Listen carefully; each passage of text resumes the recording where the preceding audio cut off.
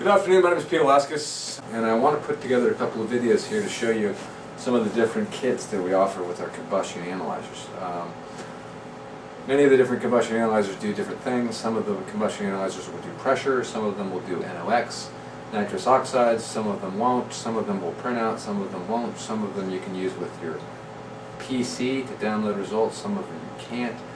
So we put together a wide range of kits with the different 700 series combustion analyzers so that we can try to find a kit that's good for everybody. So this first kit that I'm going to show you is the 708A740, and the 708 is our combustion efficiency analyzer that does not include pressure. So this will do your combustion efficiency checks. Comes with your flue gas probe, so you can take a sample from your flue.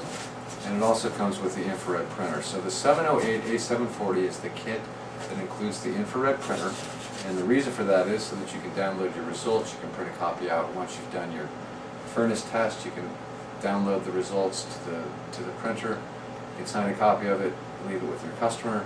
You can also print out another copy and take it back to the home base for your records.